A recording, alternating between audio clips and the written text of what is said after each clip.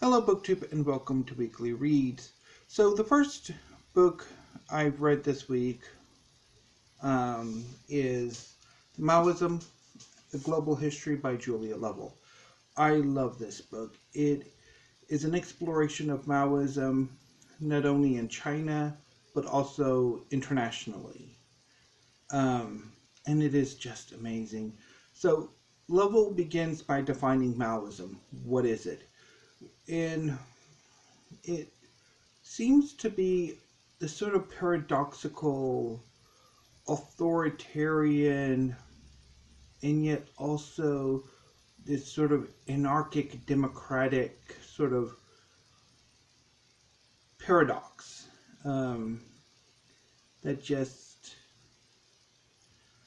seems to capture a not insignificant number of people. So she begins with Red Star Over China by Edgar Snow, the book that introduced Mao and the Chinese Communist Party to an international readership. By this point, the Chinese Communist Party had been largely defeated by the nationalists, and they had taken over Yan'an as their base and were slowly rebuilding. And Edgar Snow's loving book about his experiences in Yan'an really inspired the world. And from there, she looks at Mao in power and his ideology in power in China. And then she moves international, starting with Indonesia and on to Africa, Vietnam and Cambodia, the Western Europe and the United States, Peru, India, Nepal, before finally returning to China and looking at Maoism in China today. And it is, as I said several times, just a glorious book.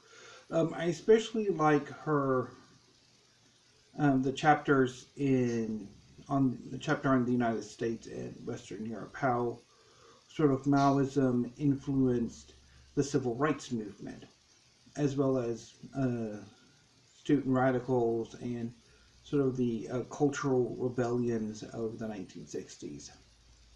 And also in, like, say, Peru and Nepal, where countries that were democratic were sort of re-envisioned as sort of the semi-feudal, semi-colonial sort of was sort of how like China was in the 1930s, and as an explainer for their own sort of rebellions. And it's so good, particularly like Nepal, where Lovell hints that the leadership of the Nepal, their Maoist parties, were actually probably more in it for their own power than necessarily an ideological attachment. But anyway, this book is so good, so I highly, highly recommend it.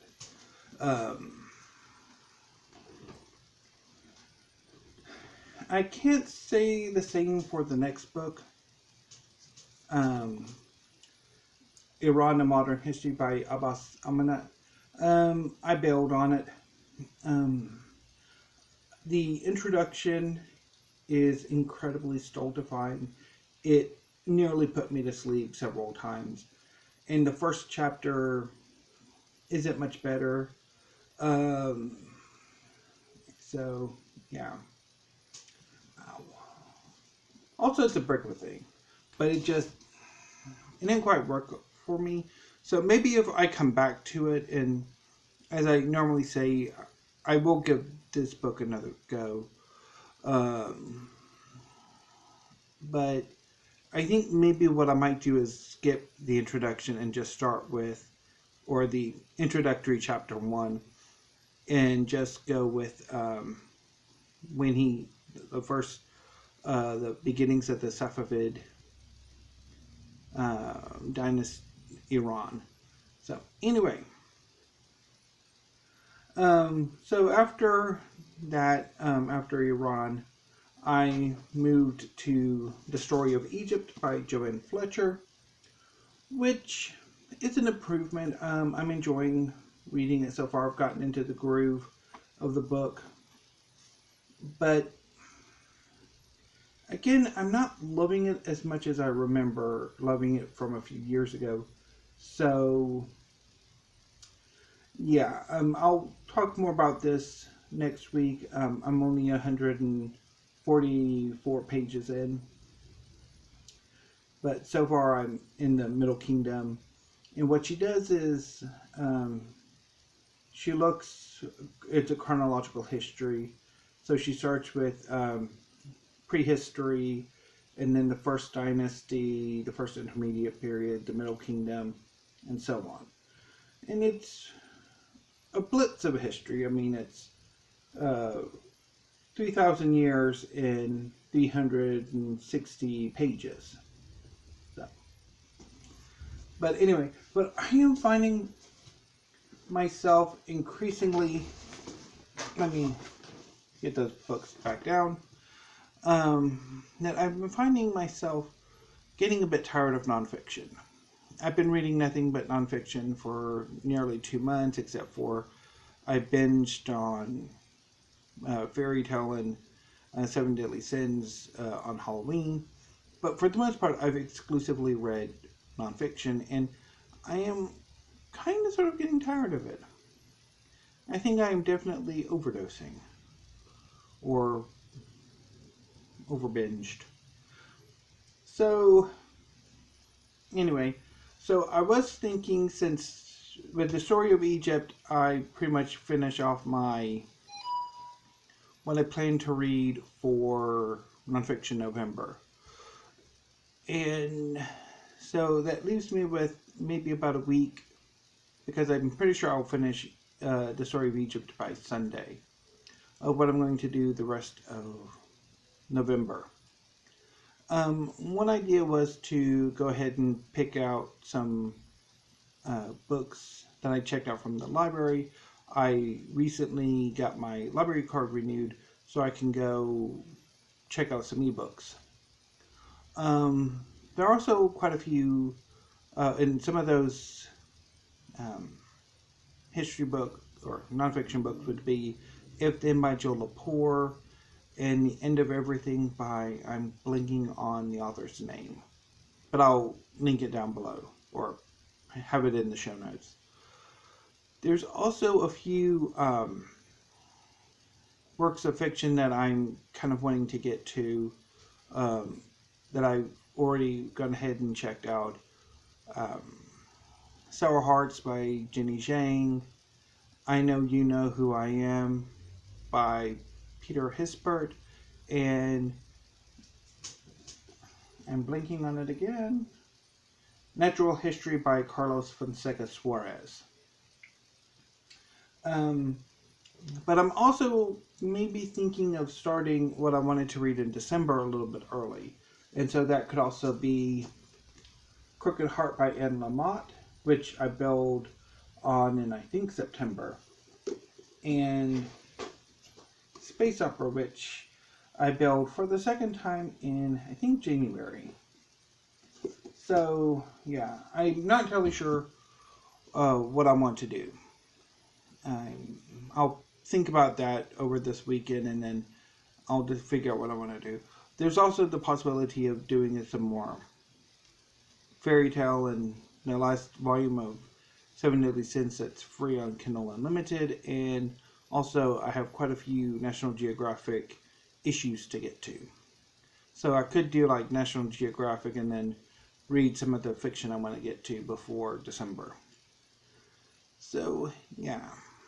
But I am, I've enjoyed Nonfiction November immensely. And also, I guess, Nonfiction October too. But I am finding that by the point I get towards the end of the month, that I'm really wanting to jump ahead and read more fiction. And hopefully, having done this 2-month binge of nonfiction, I'm ready to get back into fiction.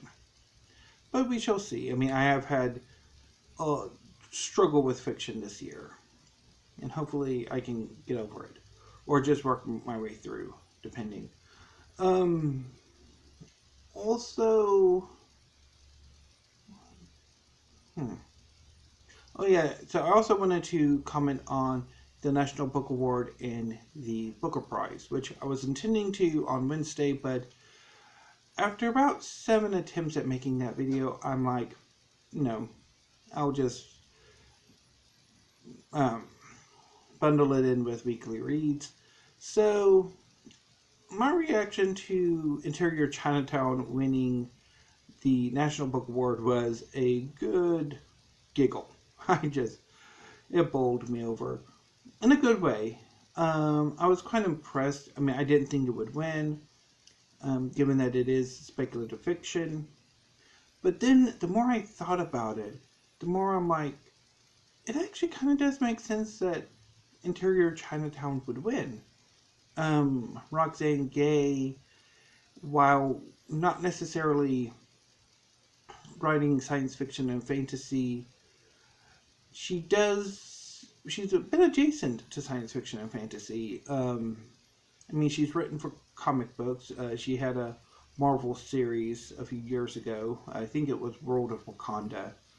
And she's pretty much like science fiction and fantasy adjacent. So that Interior Chinatown would actually be a strong contender actually kind of makes sense. And I'm kind of wondering if I went and looked at the other judges, like where they're coming from, what they write, what they seem to like to read. You can kind of judge how they'll vote.